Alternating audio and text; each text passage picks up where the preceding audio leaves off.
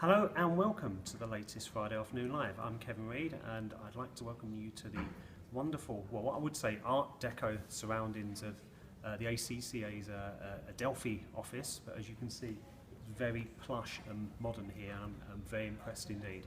I'm going to be interviewing ACCA's Glenn Collins and talking about what's going on with practices in 2016 and what the ACCA is doing to help UK's firms.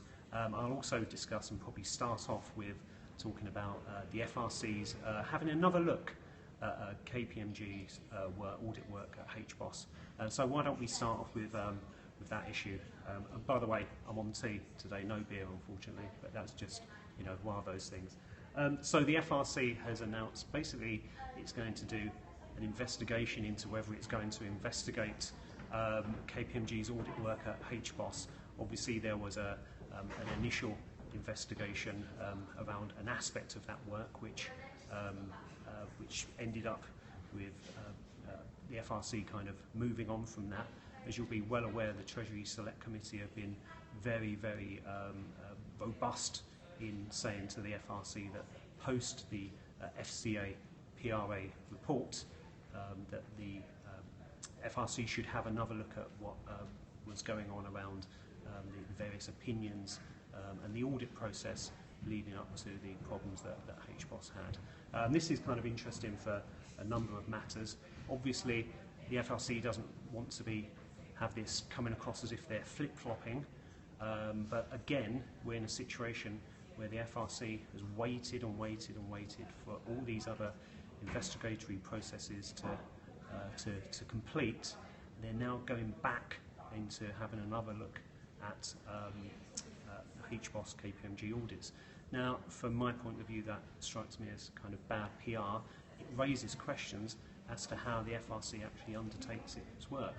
It doesn't seem like a very proactive process, and it's obviously, you know, been a long time coming for the FCA PRA report.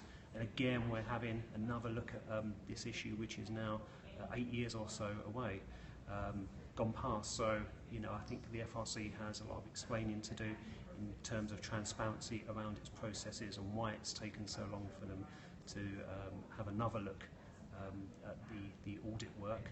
And, you know, perhaps answer the question, is this because the Treasury Select Committee's Andrew Tyree has been really bolshy about them going back into this, or is this part of their due process? Okay, so enough of those matters. I'm now going to interview Glenn Collins of the ACCA. My trusty cameraman Simon is going to hand the camera over to me. And we now have Glenn Collins. Hi Kevin. How are you doing? I'm very well, and you? Good, good. So we'll just do a few questions very, very quickly, Glenn. What have practices been talking to you about in recent months? What are their concerns? Where do they think they're going to grow? What's been going on? We've had major concerns. We have major concerns around a wide range of different issues. Auto-enrolment has been a concern which has arisen throughout the 2015 year, but we've seen that die away in 2016 a bit. And part of that is actually due to the good material the pension regulator has actually produced. They produced that in October. That has caused us to be less worried about the 500,000 businesses that are due to stage during 2016. There's advice out there and support out there, and there is also a reliable number of pension providers out there.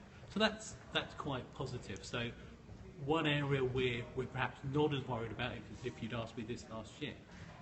So what has actually changed with all this information being out there and with these providers? Does it just make it easier for the accountants to work with clients? It has actually made life an awful lot easier going through in terms of the information and the process to follow and the number of pension providers you can actually choose from. So that's a real positive news. That's still going to keep accountants busy going forward, though. It will still keep accountants busy going forward. There will still be advice which will need to be given by a whole wide range of advisors, not only accountants but IFAs and the like. But I think that's a good news story.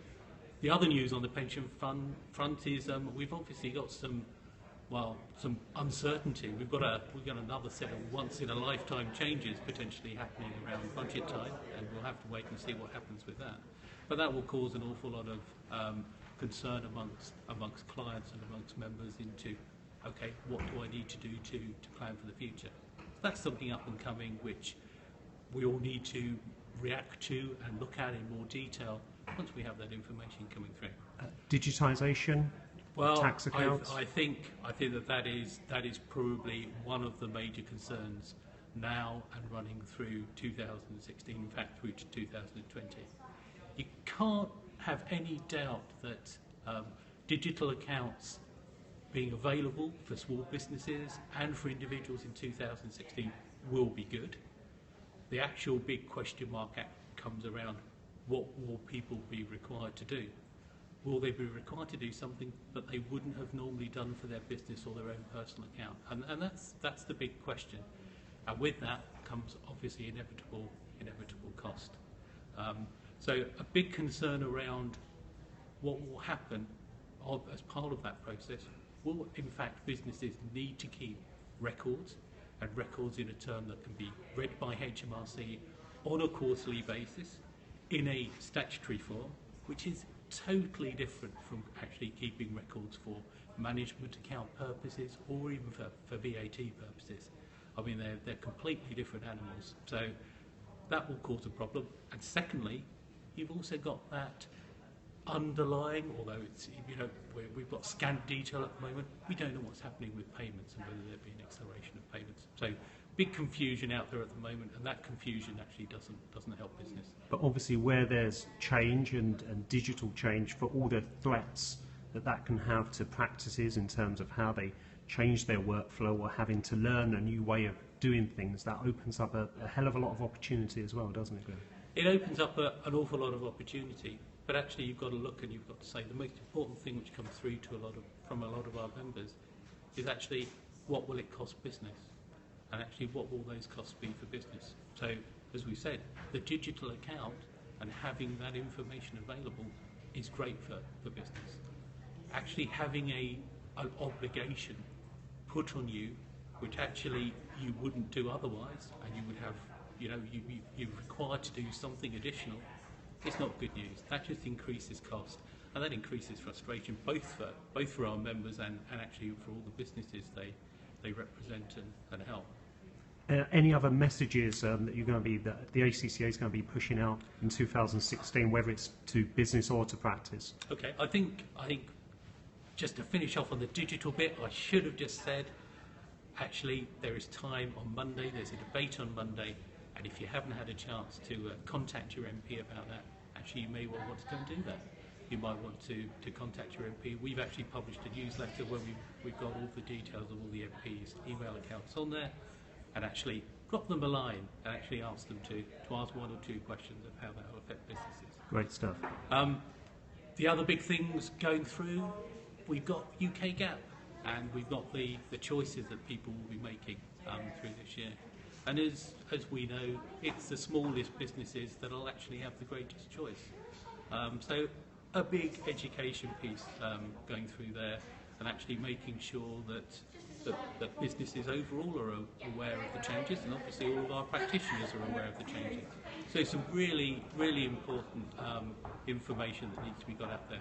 We already have a whole wide range of free information available to members in terms of fact sheets and model accounts, but they're actually going to be enhanced during the year. You've spoken a lot about burden and concerns, growth areas for practices or for the finance, or changes to the finance function that are more positive.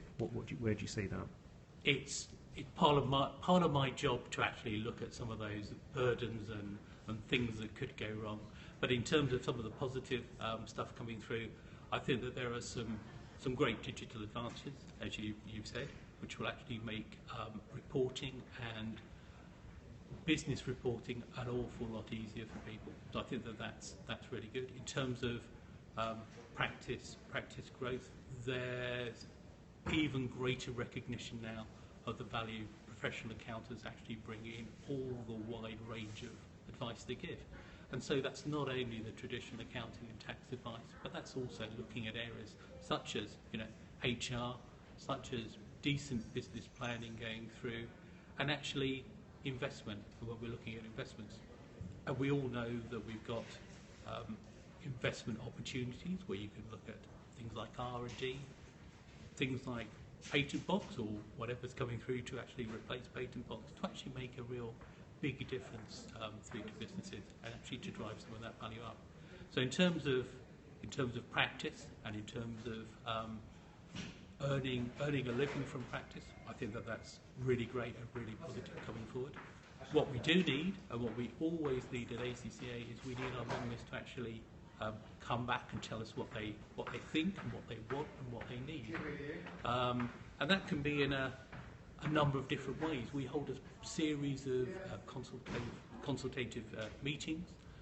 We also have a superb practitioners network panel who provide us feedback. But also we go out within our magazines and we ask our members for their opinions and views. And actually that's really important coming back to us. And we act on those and we change things we do based on that feedback. Okie doke. Wonderful stuff. Thank you for being my first interviewee on Friday Afternoon Live. Thank you, Kevin. Okay. Really enjoyable. So we'll leave it there. Thank you very much for your time, Glenn. And thank you to our audience for watching. And hopefully we'll have more interviews going forward. So please let us know if you'd like to take part in this. Glenn, thanks a lot. And see you all on the other side. Have a great weekend.